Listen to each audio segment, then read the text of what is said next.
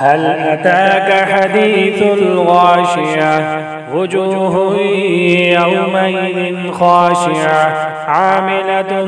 ناصبة تصلى نارا حامية تسقى من عين آنية ليس لهم طعام إلا من ضريع لا يسمن ولا يغني من جوع وجوه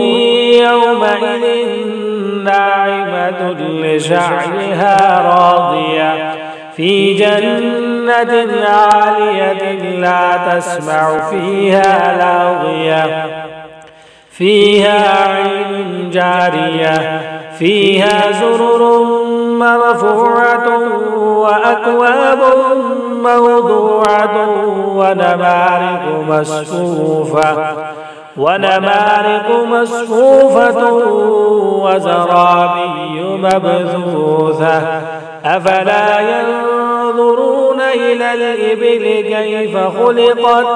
وإلى السماء كيف رفعت وإلى الجبال كيف نصبت وإلى الأرض كيف سطحت فذكر إنما أنت مذكر لست عليهم بمسيطر إلا من تولى وكفر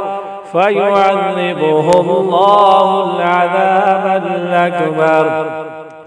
إن إلينا إيابهم ثم إن علينا